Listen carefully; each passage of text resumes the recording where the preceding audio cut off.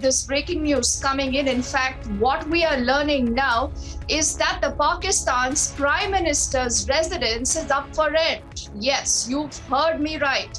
This is Imran Khan's residence now that is up for rent. He's looking for a rental income. This is a story that is breaking and developing right now. I want to take it to our colleague Ankit, who also tracks the digital desk for us. Ankit, many would think that this is a prank or, perhaps an April Fool joke, but clearly this is not. We are sitting in the month of August, and you're telling us that the Prime Minister's residence is up for rent, Ankit. Absolutely, Amita.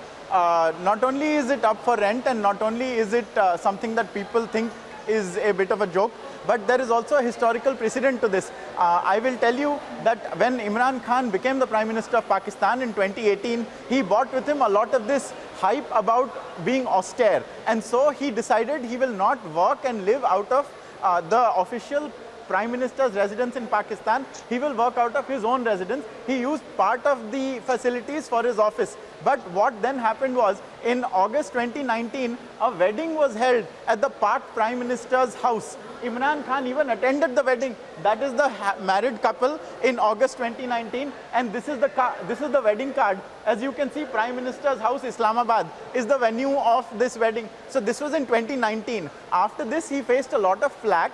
And so what the Pakistan government did was announce that it will turn this Pakistan Prime Minister's residence into a university. It's a very, very large campus, so it perhaps could be turned into a university. That's what they had decided. However, now what has happened is that they have abandoned this whole university charade. They are instead going to be renting it out for use of things such as weddings, for holding events and other such things. And the Pakistan government has formed a committee to oversee the use of this asset as something that they can monetize and make money out of. As we know, Pakistan is in the doldrums in terms of its debt and is trying to make up for it in any way possible. So one of the ideas that they have come up with is to use this Pakistan Prime Minister's residence, because it's not being put to any better use, and to hold weddings there and other events and things like that. And also, I would just like to tell you, Amita, I would love to show all our audience the official picture gallery of the Pak PM's residence, but as you can see, it cannot be reached because the Pakistan Prime Minister's office's website is down.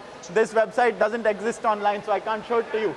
But here again is the wedding that had taken place in 2019 August, and now we are going to see many, many more such weddings being held in the Pakistan Prime Minister's house. Maybe Imran Khan will even attend. Ankit, this is fascinating. I was just reading the kind of expenditure I think that the Prime Minister's house in Pakistan entails, Ankit. This, in fact, is telling us that the annual expenditure of the Prime Minister's house is about 470 million. Now, clearly, that is the kind of money that Pakistan itself does not have. But tell me something, where else does this happen anywhere else in the world? And when did Pakistan also actually begin this entire charade of putting the Prime Minister's residence up for rent? Or this is a plan in Imran Khan's Naya Pakistan? Absolutely. I mean, no other country would perhaps do this. No other country would decide that its most important politician, the most important leader of the country, is better off working somewhere else, and his home can be used for some other monetizable purpose. You won't hear of this kind of thing happening anywhere else in the world. It's perhaps only in Pakistan where you can see a situation like this, where the government thinks it is a better idea for Imran Khan to work out of his house and for his official home to be used to hold weddings and other programs, and God knows what else.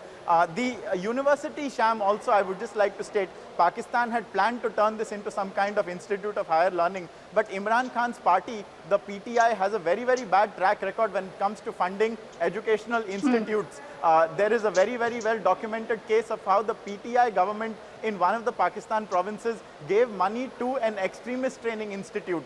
We have written about it comprehensively on Republic World. In fact, even this story now, with all its details, is going to be up on Republic World very, very soon. So I would urge everyone to go and read about it there. The entire history of how Pakistan has tried to monetize Imran Khan's official prime ministerial residence in Islamabad can be found there with every detail.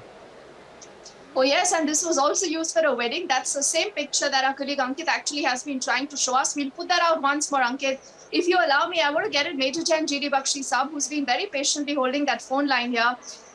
General Saab, This is Imran Khan's residence that is up for rent. How do you look at this story? Is this purely and purely for monetization purposes, as Pakistan wants the world to believe?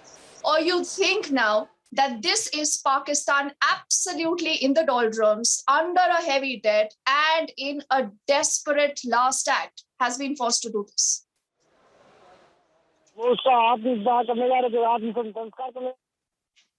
Hello, hello. Yes, This Jen is G.D. a Bakshi sir, pure if you sign can hear of the us. this is a pure sign of the insolvency of Pakistan, a failed state which is going down the economic, tube of history. It is being flushed down the commode of history. It is sad. It is sad to see this happening to a fellow Asian state. The way they are selling their family silver, the way their prime minister was forced to travel, in the normal, as one of our ministers put it, cattle class, you know, and he was so, the Saudis were so embarrassed that the Saudi prince gave him his plane. He made the mistake of traveling in that plane to the United States, and there he met the Iranian president. And promptly the Saudi potentate had him thrown out of his plane and asked him to take the next bus back or whatever back. Pathetic sign. But the simple point is that it is a paradox. As the state is sinking, its ambitions are rising. It wants to kick everybody around in the neighborhood. It wants to conquer Afghanistan. It wants to kick Iran in the hindquarters. It wants to kick India in the teeth in the J&K.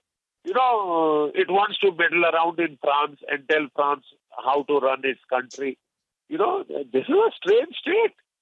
As they are collapsing, as they are being flushed down the economic tube of history, they want to act like they are a global power to reckon with.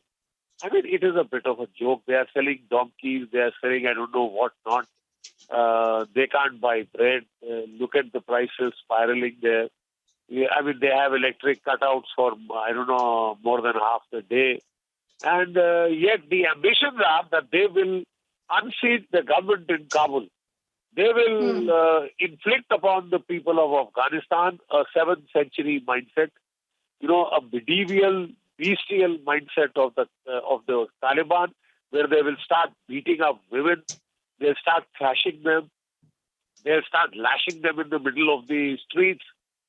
I mean, this is what the paradox of the state of Pakistan. Even as it sinks and goes down, gets flushed down the tube of history, Yes. its delusions of grandeur rise. That is the paradox. And The Pipe Prime Dreams and Minister's Imran house is Khan's up for Naya sale. Pakistan. Absolutely. Major G.D. Bakshi Saab, thank you so much for speaking to us. I also thank our colleague Ankit. And do remember, as always, you can go to republicworld.com, read the entire story and the inputs that we have, and also drop your comments right on republicworld.com.